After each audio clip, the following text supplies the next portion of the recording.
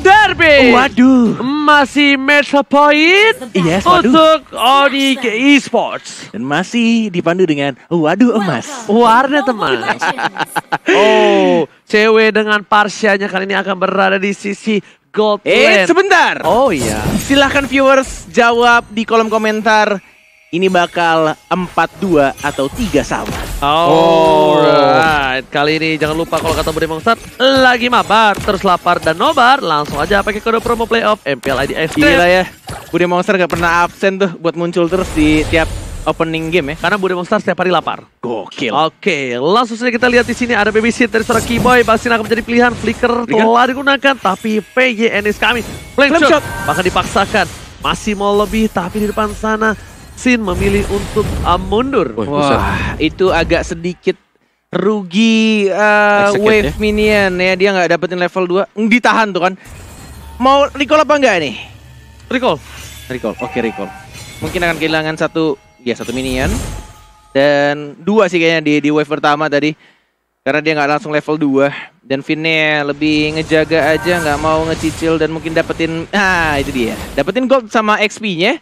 Dan dapetin juga untuk ke arah top lane karena Keyboy. Albertnya juga sudah mulai datang. Bertemu dengan Keyboy dan langsung maju. Puncture pertamanya connect. Langsung Phantom Execution. Tonros dan belum berhasil untuk mendapatkan 1 poin kill ya terhadap seorang Keyboy. Karena mereka juga di arah top lane-nya belum mengeluarkan 1 spell sama sekali. Dari Flicker masih aman. Dan di arah bawahnya R7 masih bisa untuk bertahan. Tidak, ternyata Sans berhasil mendapatkan 1 poin killnya first blood di arah bottom lane. Mereka memecahkan masalah dengan old school style kali ini. Apa tuh? DJ Khalid on the floor. Kembali lagi hadir di Land of Dawn di Party Night kali ini. Karena bisa kita bilang memang dari dulu ketika Uranus lagi menjadi salah satu trending topik di Land of Dawn, Uranus ini selalu tercounter dengan damage first yang diberikan oleh seorang DJ Khalid. Benar.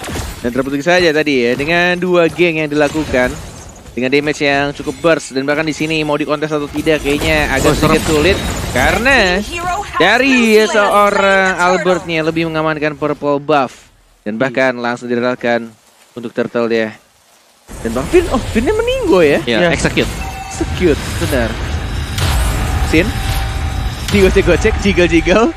Dan ada Clay juga yang dapetin 1 purple buff. Cewek nggak mau jadi burung bro. Trius, oke jadi burung sekarang dan masih bisa untuk cabut dan bahkan Riannya Flicker dan langsung saja Tonepar Memory berhasil mengamankan poin killnya terhadap seorang Clean. Poin kill plus Flicker, beli 1 gratis bonus spell kali ini. Bahkan dari top lane sana Keyboy mengganggu pergerakan dari seorang PYN. Bisa kita bilang Albert kali ini tidak bisa sembarangan main masuk ke arah belakang. Karena Keyboy yang berada di depan sana bisa saja membekuk pergerakan dari seorang Albert. Puncture telah digunakan. Memilih untuk 1 gold buff terlebih dahulu. Kelomang yang mahal, bahkan cewek harus mundur. Lihat di sana cangenya dikati begitu saja. Meteor serta dikeluarkan. Sembur membuat Sans harus mundur. Albert bertatapan langsung. Ini seperti para pasangan yang LDR. Dari jauh melihat tapi ternyata tak bisa bertemu dan tak bisa menggapai tangan kali ini Bung Kornet. Yes, yang satu pakai sarung tinju, yang satu lagi pakai pedang. Tapi tampaknya Albert lebih menjaga dirinya, tidak mau terlalu dekat dengan seorang Sans. Dan mencoba untuk memanggil teman-temannya. Ada Finn, ada Sin juga. Belum adanya ultimate yang dikeluarkan oleh seorang Keyboy.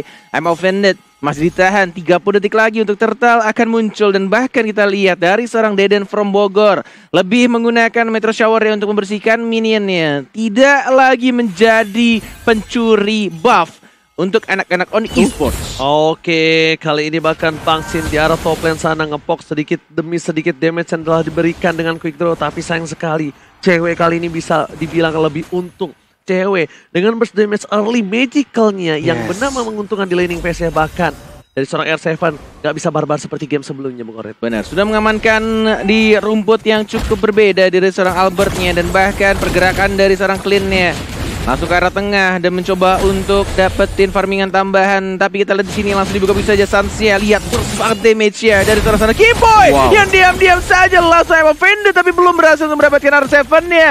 Dan masih bisa untuk cabut lagi ke arah belakang Albert. Apakah kamu akan mengontes untuk Turtle-nya? Dan tampaknya di sini Turtle yang kedua lagi-lagi diamankan oleh anak-anak Landak Esports. Semburan peringatan dari seorang Clay membuat seorang Bus tidak jadi datang ke arah sana. Bahkan kita bisa lihat juga udah ada War X dari seorang Albert. di arah bottom lane. Lihat bakal coba dipaksa. Bang Sin memilih untuk mundur dari seorang DJ Khalid Boost. Play is coming. Ada PYN, informasi telah diberikan dan bahkan kita melihat 4 player akan melawan 3 player dari tim Onyx Esports. Ini akan menjadi keuntungan siapa yang mendapatkan keunggulan, bahkan hampir saja Sans dapetin jungle dari seorang Albert.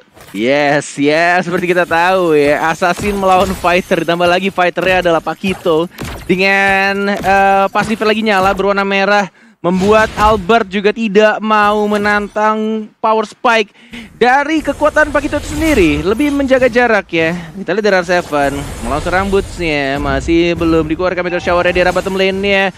Mencoba untuk dapetin satu outer turret yang harusnya bisa didapatkan dan tidak di defend. Lebih baik untuk dilepas daripada kehilangan nyawa. Drian, Phantom Execution, satu puncture ya Drian. Masih ada Thundros dan bahkan masih ada yang offended dari Keyboy yang mencoba untuk dapat point kill dan bahkan masih bisa flicker ke belakang, tapi play-nya langsung mengamankan point kill-nya. Drian-nya juga tidak berhasil untuk mendapatkan seorang Albert. Masih bisa untuk sama-sama dapetin keuntungan karena Keyboy-nya meninggoy, tapi mereka juga dapetin outer turret di arah bottom lane. Oke, Sans di depan sana, Phantom Execution ke belakang, Albert retribution dengan Bloody, tapi ternyata tidak terlalu impact. Dan kalau kata seorang cewek, tetap senyum walaupun sudah jam 1 malam. Dan jangan lupa untuk vote player favorit kalian ya guys ya.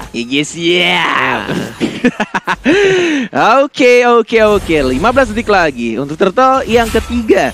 2 turtle pertama, Landak Esports udah dapetin dan bahkan lihat Phantom Execution. Satu puncture, mana Thundrosnya belum dikeluarkan, baru dikeluarkan dari seorang Bootsnya. Langsung diretibusi begitu saja, Bootsnya masih mencoba untuk bertahan, tidak bisa. Albert tuan muda yang akhirnya mendapatkan 1 point kill, tapi tidak ada lagi retribution dan mungkin saja ini turtle yang ketiga lagi-lagi untuk Landak Esports. Terlalu mahal melihat ada Raging Sestrom keluar, bahkan membuat turtle didapatkan oleh tim Onyx Esports. Tapi di sisi lain, lihat Butesnya. Butes harus tersungkur, lemas tak berdaya di arah top lane.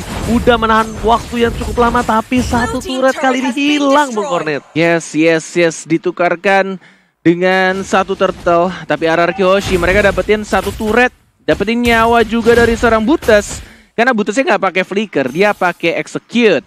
Yang membuat dari anak-anak RRQ Hoshi tadi 3 orang komit banget. Gas terus, bahkan retrinya juga terpaksa harus dilakukan oleh seorang Albert, Cituan muda dari RRQ Hoshi. Oke, coba melakukan satu buah damage yang diberikan terhadap On7.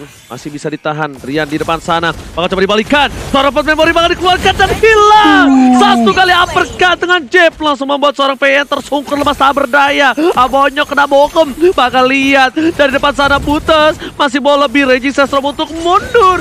Tidak ada lagi invasi tambahan. Raging Sestrom untuk defensif. Wow. Ya, yang buat lebih seram di sini adalah satu-satunya hero yang bisa nge-CC atau nge-stun. Ini bakal datang dari yang namanya Matilda aja, Finn. Jadi dia harus totalitas untuk bisa menumbangkan yang namanya Boots. Boots dengan adanya Quick Sand Guard, dia akan bisa menahan siapapun juga. Dan tadi untuk di awal-awal Boots tumbang 1 kali, yes. Tapi butuh 3 hero dari RRQ Hoshi. Tapi lihat di sini, here comes the party baby. Sudah mulai dimajuin Keyboy. Ada flicker sih sebenarnya mau digunakan atau enggak. Masih menunggu timing yang tepat. Masih ada yang offended juga dari seorang Sans. Sudah penuh untuk stack ya. Flicker terpaksa dikeluarkan oleh seorang Sin dan bahkan masih bisa untuk Rico ke arah belakang. Lebih baik menjaga dirinya, tidak mau memaksakan untuk team fight. Masih menyimpan juga untuk flicker dari seorang Keyboy. Kejadian yang cukup langka lagi terjadi di game kali ini. Sin, orang yang mungkin bisa kita bilang menggunakan flicker di saat yang sangat-sangat dibutuhkan. Tapi kalkulasi tadi, benar. Itu akhirnya Bang Sin kita melihat di mana dia mengkalkulasi akan ada paksaan jab dan juga knockout strike yang membuat dia bisa tumbang. Ya, mending buang aja dah. Buang 2 menit, it's okay, no problem. Karena kalau kita bisa lihat, Sin itu selalu benar-benar sampai titik darah terakhir. Kalau nggak usah flicker, nggak flicker ya, Bung. Iya. Oke. Opung Wawa. Opung Wawa, mania. Tapi ya balik lagi sih, item yang belum jadi juga yang menjadi permasalahan untuk RRQ Hoshi. Tapi sebelum itu kita lihat di sini, tuan muda Albert dapetin 1 point kill-nya.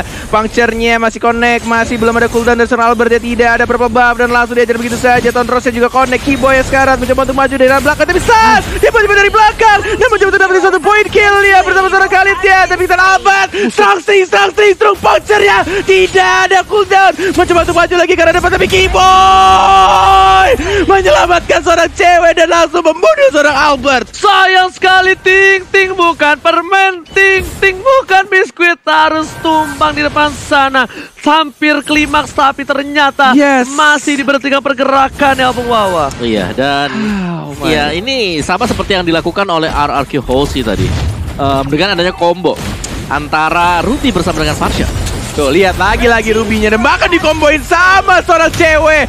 2 hero saja sangat amat cukup untuk anak-anak Onyx mendapatkan satu orang yang Clay. Mau kemana? Masih ada Purify, Meteor Shower mencoba untuk mandiin seorang Sunset juga sekarang, tapi lihat 1 untuk 1 dari seorang Clay. Tershutdown, tapi di sisi lain lihat dengan golok dari seorang Mus bisa menumbangkan seorang Clay. Shutdown dilakukan dari kedua belah pihak, tapi mungkin ini lebih mahal untuk tim RRQ Aussie. Di mana mereka berhasil mendapatkan Suns.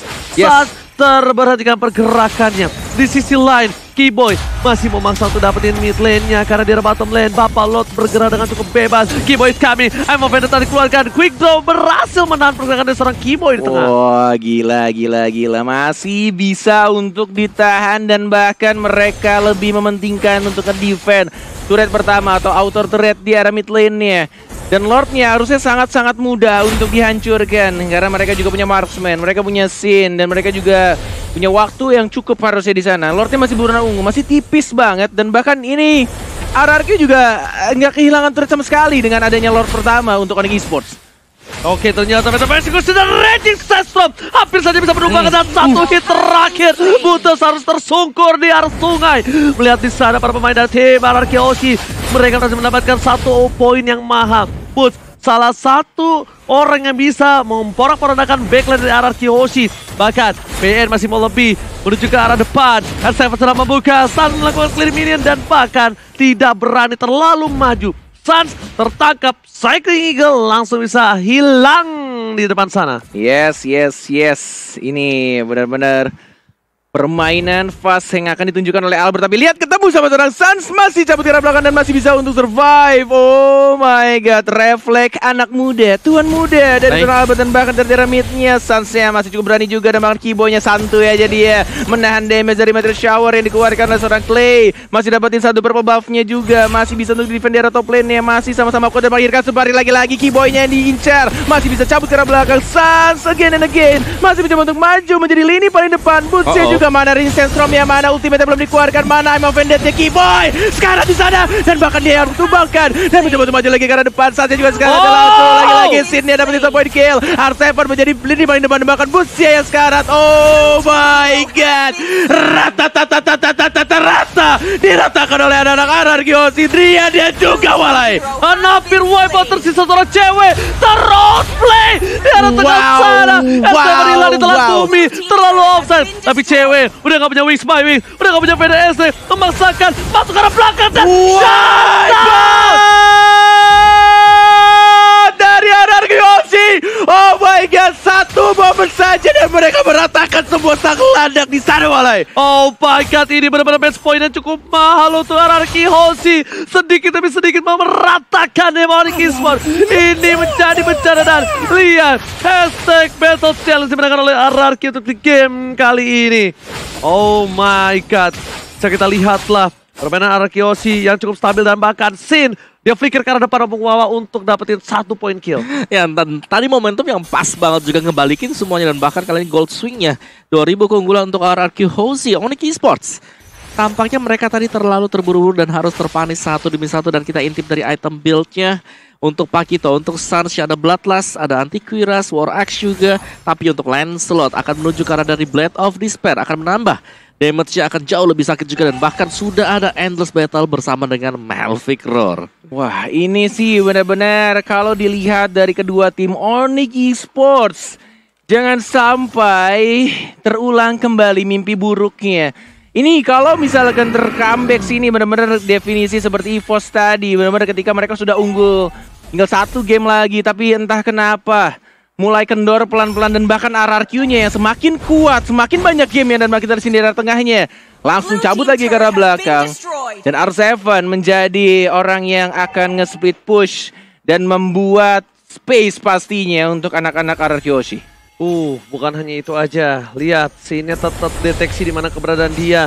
Karena bisa kita bilang masih one by one situation. R7 damage terlalu besar di depan sana. Boost tidak boleh terlalu terburu-buru. Lord sudah bakal coba dicolek, bakal coba fokus, akankah dilakukan kontes 4 lawan 4, tapi ternyata 4 lawan 5. Tinggal Eagle karena belakang. Sang jadi pilihan, diberikan space waktu dan pakai Meteor Shower perlindungan. Mau beda dilakukan tapi membuat seorang Sin masih mau lebih. Kiboy almost done. One quick round dan hilang. Hilang. 1 dan 2 bakal menjadi pilihan dan Sans masih coba bertahan. Dikejar R7, nggak boleh pulang. Mau jadi goyang. Dikejar terus dan harusnya ini bakal dimainin oleh sang raja di hadapan seorang Sans dan langsung di shutdown begitu saja oleh. Ini bencana. Sans hilang di saat Lord muncul ke land of down. Man, itu the real taunting dari sang raja ketika 4 orang di hadapan seorang Gilang Sans. Dan yang mereka lakukan hanya recall di hadapannya. Menuju ke arah tengah kali ini inhibitor turret ya sudah mulai langsung diajar oleh Lord yang terhormat. R7 masih santai saja mencoba untuk membersihkan minionnya dan dia masuk ke arah dalamnya. Langsung fokus juga killing spree didapatkan oleh seorang Sin. Bang Sin double kill dan bahkan dia terbuka bebas 3 sama RRQ Hoshi. Wow, baikkan 3 sama. Tidak ada game cepat di sini. Lihat jam sekian, jam 1 hampir dan kita